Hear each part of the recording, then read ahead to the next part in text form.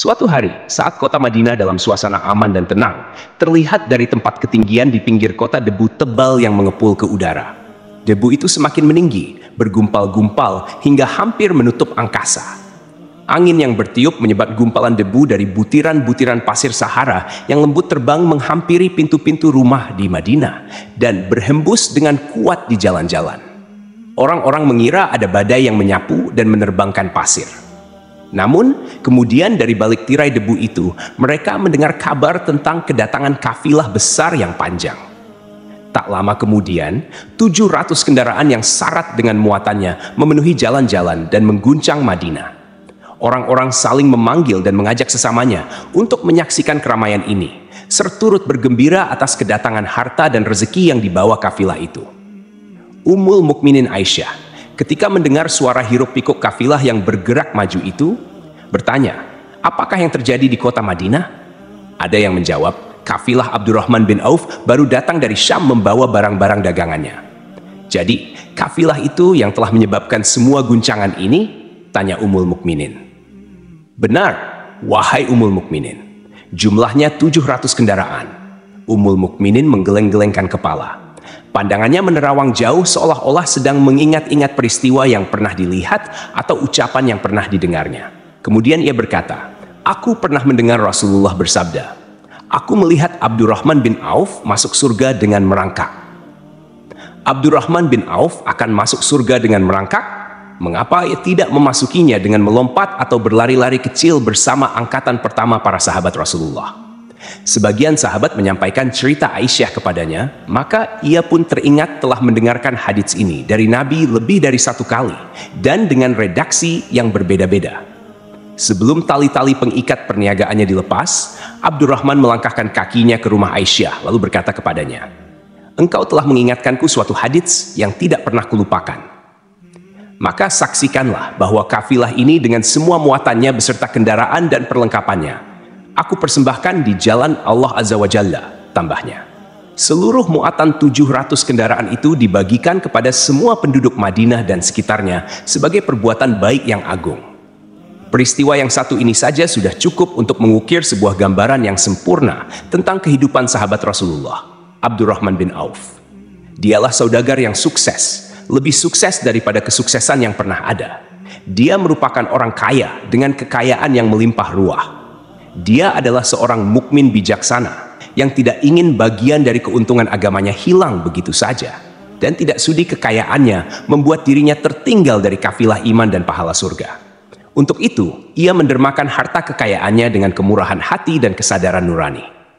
Kapan dan bagaimana proses keislaman orang besar ini? Ia masuk Islam sejak fajar menyingsing.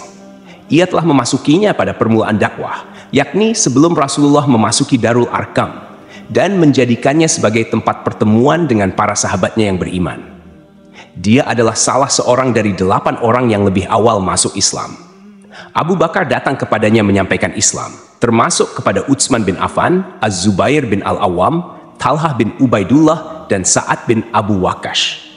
Tidak ada persoalan yang tertutup bagi mereka, dan tiada keraguan yang menjadi penghalang. Bahkan mereka segera pergi bersama Abu Bakar As-Siddiq menemui Rasulullah untuk menyatakan bayat dan memikul bendera Islam. Sejak menganut Islam hingga berpulang ke rahmatullah pada usia 75 tahun, Abdurrahman bin Auf selalu menjadi teladan yang cemerlang sebagai seorang mukmin yang besar.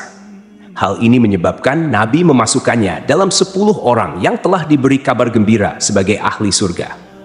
Umar mengangkatnya sebagai anggota majelis syura yang terdiri dari 6 orang, yang merupakan calon khalifah yang akan dipilih sebagai penggantinya. Kala itu, Umar berpesan Rasulullah wafat dalam keadaan ridha kepada mereka. Cepatnya Abdurrahman masuk Islam telah menyebabkan dirinya harus mengalami penganiayaan dan penindasan dari Quraisy. Ketika Nabi memerintahkan para sahabatnya hijrah ke Habasyah, Abdurrahman bin Auf pun ikut berhijrah. Ia kemudian kembali lagi ke Mekkah, lalu hijrah untuk kali kedua ke Habasyah, dan selanjutnya hijrah ke Madinah. Ia ikut bertempur di Perang Badar, Uhud, dan peperangan-peperangan lainnya. Keuntungannya dalam perniagaan sangat besar hingga mencapai batas yang membuat dirinya sendiri merasa takjub dan heran. Sehingga ia berkata, sungguh, aku melihat diriku ini, seandainya mengangkat batu, niscaya kutemukan emas dan perak di bawahnya. Perniagaan bagi Abdurrahman bin Auf bukanlah jenis perdagangan yang tercela maupun monopoli. Bahkan, ia sendiri bukanlah orang yang loba untuk mengumpulkan harta atas dorongan agar menjadi orang kaya. Bukan itu tujuannya, melainkan suatu amal dan kewajiban yang keberhasilannya akan menambah kedekatan jiwa kepada Allah dan berkorban di jalannya. Abdurrahman bin Auf seorang yang kuat emosi jiwanya, di mana ia menemukan kepuasan emosinya itu dalam amal yang mulia dimanapun berada. Apabila ia tidak sedang syalat di masjid dan tidak sedang berjihad dalam peperangan, ia pasti sedang mengurus perniagaannya yang berkembang pesat sehingga kafilah-kafilahnya dari Mesir dan Syria membawa ke Madinah barang-barang muatan yang dapat memenuhi kebutuhan seluruh jazirah Arab, baik pakaian maupun makanan. Yang menunjukkan bahwa ia seorang yang kuat emosi jiwanya adalah ketika kaum muslimin hijrah ke Madinah. Rasulullah pada waktu itu menerapkan aturan untuk mempersaudarakan dua orang sahabat. Salah seorang dari muhajirin warga Mekkah dan yang lain dari Ansyar penduduk Madinah. Persaudaraan ini berjalan dengan sempurna hingga membuat hati terpesona. Orang-orang Ansyar yang merupakan penduduk asli Madinah membagi seluruh kekayaan miliknya menjadi dua dengan saudaranya dari kalangan muhajirin. Bahkan istri pun direlakan. Apabila ia beristri dua, ia pun rela menceraikan satu untuk diperistri saudaranya. Ketika itu Rasul yang mulia mempersaudarakan antara Abdurrahman bin Auf dengan Sa'ad bin Rabi. Marilah kita dengarkan sahabat yang mulia, Anas bin Malik, mengisahkan kepada kita apa yang terjadi. Sa'ad berkata kepada Abdurrahman, "Saudaraku, aku adalah penduduk Madinah yang paling banyak harta. Silakan pilih separuh hartaku dan ambillah. Aku juga mempunyai dua istri. Perhatikan yang lebih menarik hatimu dan aku akan menceraikannya, sehingga engkau dapat memperistri dirinya." Abdurrahman bin Auf menjawab, "Semoga Allah memberkahi dirimu dalam istri dan hartamu. Tunjukkanlah letak pasar kepadaku." Abdurrahman pergi ke pasar. Ia berjual beli di sana dan mendapatkan keuntungan. Kehidupan Abdurrahman bin Auf di Madinah, baik semasa Rasulullah maupun sepeninggal beliau, selalu ditunaikan dengan sempurna untuk memenuhi hak din ini dan beramal di dunia. Perniagaannya sukses dan menguntungkan. Seperti diungkapkannya sendiri, bahwa seandainya ia mengangkat batu dari tempatnya, ia pasti mendapatkan emas dan perak di bawahnya. Salah satu faktor yang membuat perniagaannya berhasil dan mendapatkan berkah adalah karena ia sangat selektif untuk berniaga yang halal dan benar-benar menjauhkan diri dari segala bentuk jual beli yang haram, bahkan yang syubhat. Selain itu, faktor yang menambah kejayaan dan keberkahan Abdurrahman bin Auf adalah labanya yang bukan hanya untuk dirinya sendiri, melainkan di dalamnya terdapat bagian Allah yang ia penuhi dengan baik. Ia menggunakan hartanya untuk memperkokoh hubungan kekeluargaan dan mengeratkan tali persaudaraan, serta menyediakan perlengkapan yang diperlukan tentara Islam. Bila total perniagaan dan kekayaan lainnya ditambah keuntungan yang diperolehnya dihitung, jumlah kekayaan Abdurrahman bin Auf dapat diperkirakan dengan memperhatikan jumlah yang dibelanjakan di jalan Allah, Rabb semesta alam.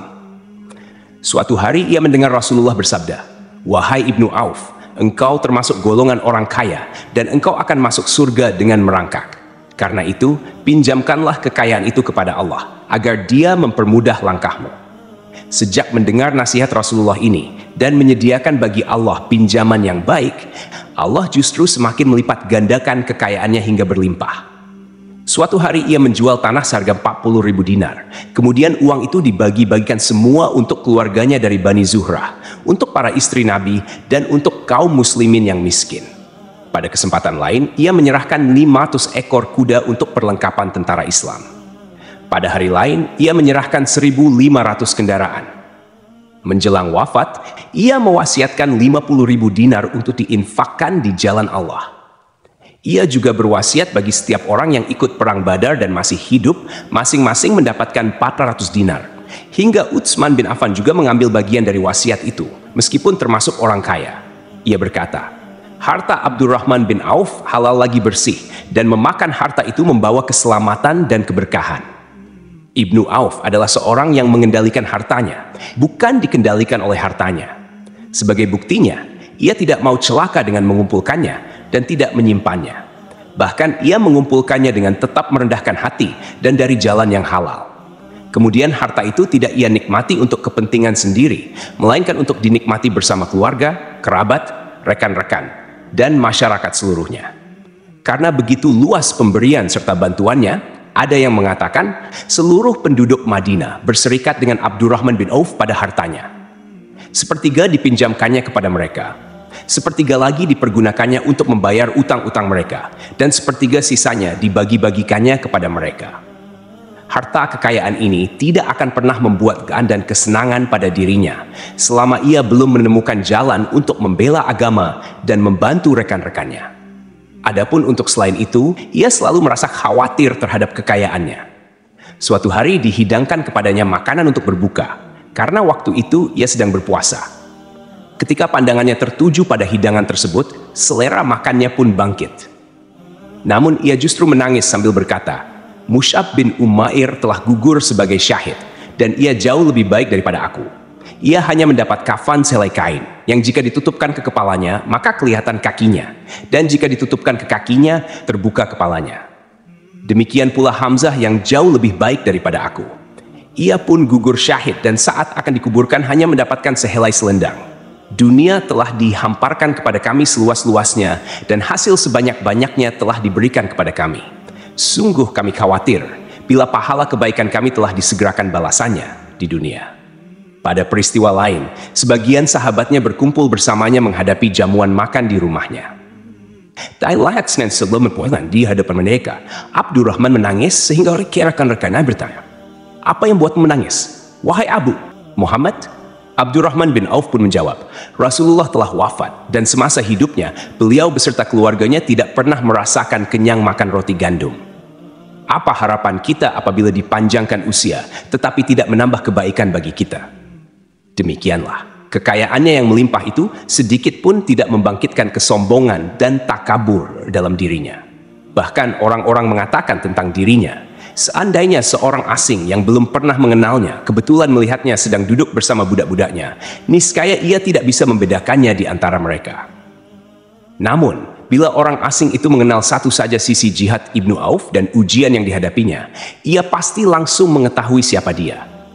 Misalnya, jika ia mengetahui bahwa di tubuhnya terdapat 20 bekas luka dari perang Uhud dan bahwa salah satu dari bekas luka ini meninggalkan cacat pincang yang tidak sembuh-sembuh pada salah satu kakinya, atau jika ia tahu bahwa beberapa gigi serinya rontok di perang Uhud yang menyebabkan kecadelan yang jelas pada ucapannya, maka ia pasti menyadari bahwa laki-laki yang berperawakan tinggi dengan wajah berseri, kulit halus, pincang, dan cadel sebagai tanda jasa dari perang Uhud, itulah Abdurrahman bin Auf. Semoga Allah ridha kepadanya, dan ia pun ridha kepada Allah. Kita sudah terbiasa memperhatikan tabiat manusia, bahwa harta kekayaan biasanya menyebabkan seseorang suka berkuasa. Artinya, orang-orang kaya seringkali ingin memiliki pengaruh untuk melindungi kekayaan mereka, melipat gandakan pengaruh itu, memuaskan nafsu, serta demi kebanggaan dan kepuasan pribadi. Semua ini merupakan sifat yang biasanya dibangkitkan oleh kekayaan. Namun, bila kita melihat Abdurrahman bin Auf dengan kekayaannya yang melimpah, kita akan menemukan manusia ajaib yang sanggup menguasai watak dasar manusia dalam hal ini dan melangkahinya menuju puncak ketinggian yang istimewa. Peristiwa ini terjadi ketika Umar bin Al-Khattab hendak berpisah dengan rohnya yang suci dan memilih 6 orang di antara para sahabat Rasulullah agar mereka memilih salah seorang di antara mereka untuk menjadi khalifah yang baru. Pada saat itu, Semeri menunjuk ke Ibnu Auf. Bahkan sebagian sahabat menegaskan bahwa dialah orang yang lebih berhak menjadi khalifah di antara 6 orang itu. Namun ia menjawab, "Demi Allah, seandainya diambilkan pisau lalu ditaruh ke atas leherku, kemudian kalian menusukkannya sampai tembus, itu lebih aku sukai daripada menerima jabatan tersebut."